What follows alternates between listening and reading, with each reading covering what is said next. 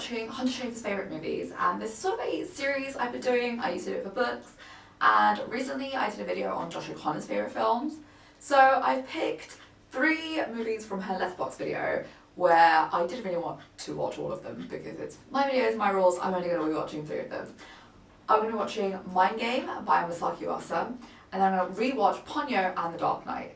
I've also already seen Paris is Burning, which was the last movie she had on her top 4, but I won't be reviewing it because I actually did a review of that for an assignment at uni, and I don't really want to be doing that in my own time.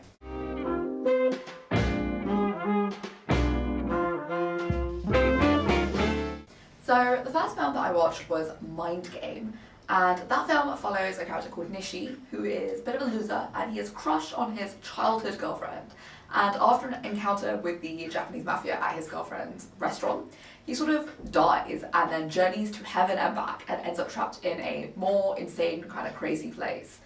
But I did feel like for such an incredible plot, the film was very boring and sort of contrived. It very much feels the male fantasy, and the film is mainly interesting, I think, because of the visuals. So with its bizarre, funky colours and mixed media pastiches, it shows a flavour of experimental animation in filmmaking. You know, there's a cohesive relationship between what I think is the rigid and sharp artwork design with a more fluid and flexible movement of the settings and the characters. This is something that's only achievable by animation as a medium. So I felt like because of that, the film felt very innovative and fresh, but I'm not sure what the film actually innovated, because it wasn't very interesting other than the fact that it looked incredible. The second movie that I watched was Ponyo, and this is only my second time watching this film, and this time I watched this film with a bunch of children who really enjoyed the colours and the fact that Ponyo was a fish mermaid. I think watching it with them made the film more wondrous to me, and I don't really think of my niece and nephew was particularly smart, but they were really into it. Like, it was incredible to be wrapped up and intrigued by the film with them, and partly because of them. They're not very old, so I don't think they would get it, but they really liked the film. And I'm also happy to report that I liked it much more this time. I think the bright and vivid imagery makes the film much more whimsical and homely, like all Miyazaki films, but where once I didn't really like the childishness of the film, I felt like I was too old for it. I think the simple sort of flowing spirit has now sort of wowed me. I was much more compelled by water as a theme within the film, and I think it presents both ties and differences with humanity. I think that was a big part of the messaging, because it was very strong towards nature as a whole, and that's something that's, you know, in all Miyazaki movies, but you know, it was just interesting to see that from a positive perspective this time.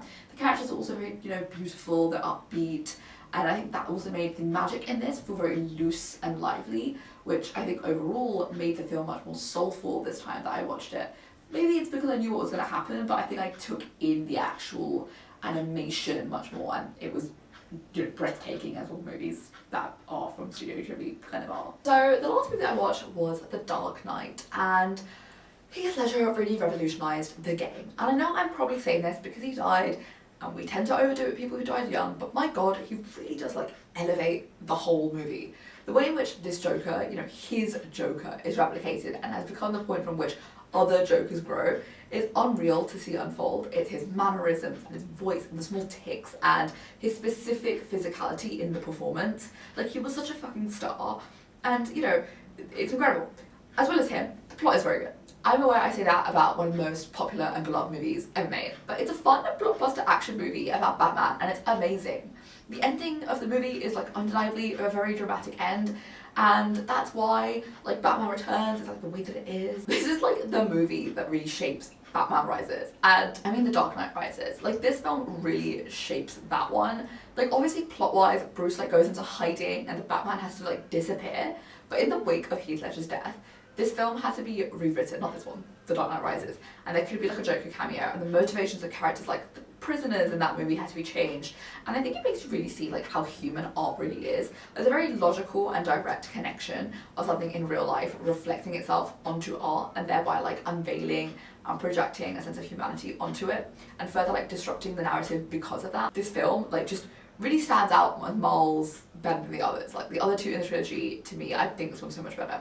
And part of that is obviously because of the way that this film kind of stands on its own. It's not like reflected in any of the others, but it also goes on to reflect the others anyway. A big part of that, I think, is also because I really love the character of Harvey Dent.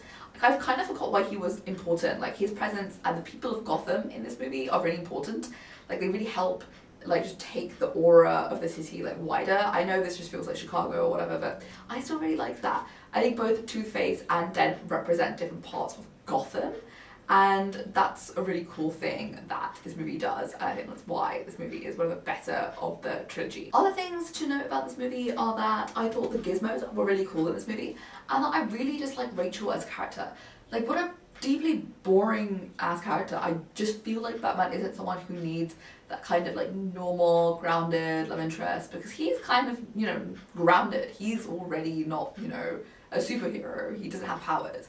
And I just wish they would rather have like explored some other kind of character. Like, I know that's probably because I really like the Bat family, and I would like to have seen more Bat family in this trilogy. There's literally zero, just Alfred. It's just Alfred. I don't even really understand who Morgan Freeman is playing, but I would have just liked maybe Robin. I know they tried to do Robin in the last movie, but it's like it's really not giving what they think it's giving. So I just would have liked someone else, someone more interesting, just like someone who made Batman not just like this solitary figure, because Batman isn't really a solitary figure.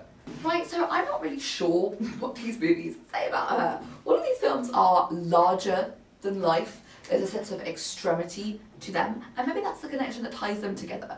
I don't think they explore life in a certain way, but they all have a sense of fun and wild-eyed like beauty to them. And maybe, you know, maybe I'm just not smart enough to make the connection between all of them. Maybe there isn't one. But I think these were some interesting films to revisit and change my mind on. Plus Mindgame, which I guess will just always be fascinating because of the type of movie that it is. So these were the 3 films I want to review. Go and watch these films, or don't. Your future with these movies are up to you. Thank you for watching. Like the video if you liked it, and subscribe if you're really about it. Hope you have a great day, and see you next time.